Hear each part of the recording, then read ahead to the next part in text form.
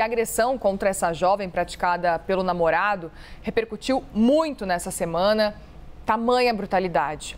Mas como é que funciona a justiça nesse caso, então? Levando em consideração que a gente fala muito sobre feminicídio e, nesse caso, fica essa dúvida. A gente vai entender um pouco mais sobre esse contexto, juridicamente, inclusive agora com o doutor Fernando Liebmann, advogado especialista em direito penal. Tudo bem, doutor? Obrigada por conversar com a gente aqui. Muito bom dia.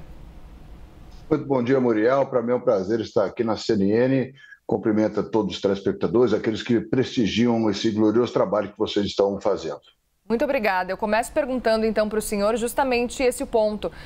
A gente pode enquadrar esse caso em tentativa de feminicídio, nesse caso, violência doméstica? Qual seria a melhor forma de enquadrar, levando em consideração, enfim, todas as imagens que a gente tem diante do que ocorreu? Olha, é importante ressaltar que o feminicídio hoje é um crime autônomo.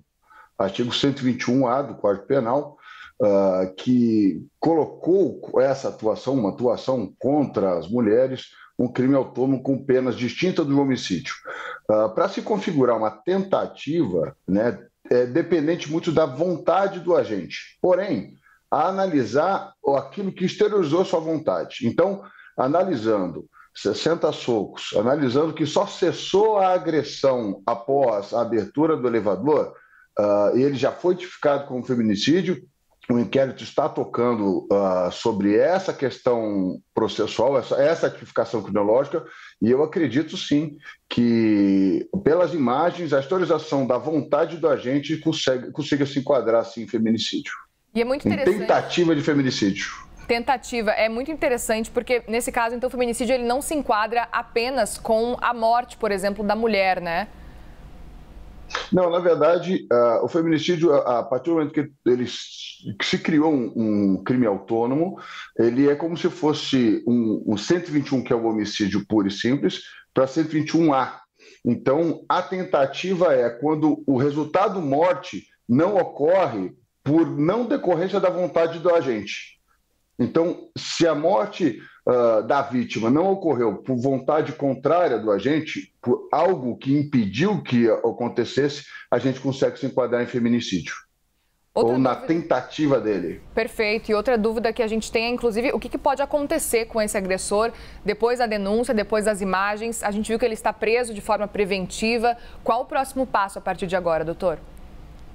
Eu acredito que vai se fazer a análise dentro do inquérito, participar do contraditório da ampla defesa, que deve ser deflagrada nos próximos dias, e o encaminhamento a isso é o plenário do júri, porque se trata de um crime doloso contra a vida, então deve-se concluir no plenário do júri.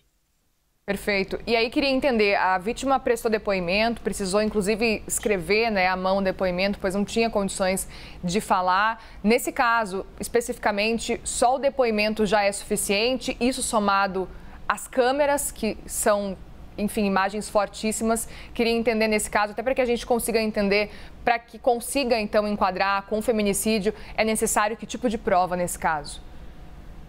Olha, a violência doméstica, seja em qualquer nível, esse é um nível altamente forte, né, até pelas imagens, mas a palavra da vítima conta e conta muito, até porque normalmente é um crime que é feito às escuras, né?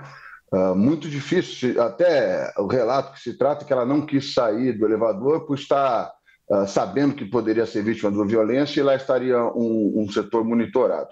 Então a palavra da vítima conta muito. Porém, nós temos aí uma imagem latente e a motivação para o direito penal pouco importa, na enquadração do tipo penal. Então, se houve qualquer coisa que o motivou dentro do íntimo dele e ele alegue isso, para a configuração do tipo penal pouco importa. Então, nós vamos ter aí o contraditório, como eu já bem disse, nós vamos ter a ampla defesa, vai se decorrer o inquérito e lá na frente vai se decidir se pronuncia ou se não pronuncia ele ao júri por tentativa de feminicídio. Certo, doutor. E para quem está nos acompanhando e precisa entender, conhece alguém ou está passando por algo semelhante, algo parecido nesse caso, mas não tem, por exemplo, imagens que comprovam, qual o caminho nesse caso que a mulher precisa seguir? Olha, hoje a nossa jurisprudência entende que a palavra da vítima ela já é o suficiente para se instaurar um procedimento dentro da delegacia, né?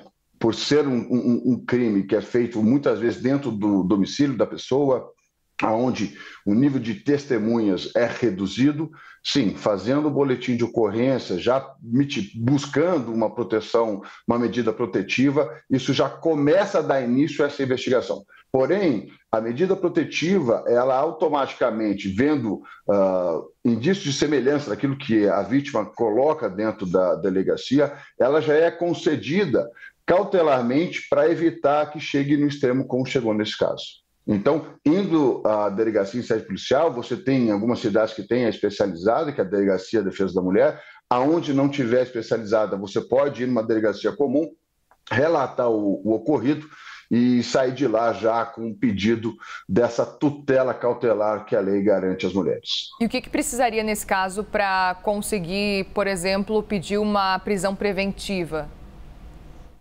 Olha, a mutação dessa medida cautelar para a prisão preventiva, aí depende muito se enquadra o artigo 312 do Código de Processo Penal. A prisão preventiva ela tem que ser fundamentada, devidamente fundamentada, até porque nós estamos tratando da liberdade de um indivíduo, né? Então, nós temos que demonstrar que a medida cautelar não é suficiente para proteger aquela vítima e que sim, que mesmo com as medidas cautelares há a chance dele não atender a essa cautelaridade e aí sim seja numa prisão preventiva para que essa vítima não seja vítima, não querendo ser redundante, mas seja vítima de uma agressão. Muito bem, Fernando Libmann, muitíssimo obrigado, doutor, mais uma vez pela conversa aqui com a gente. Um bom domingo também, boa semana de trabalho para o senhor. Eu que agradeço a atenção, me coloco sempre à disposição e parabéns pelo trabalho de vocês.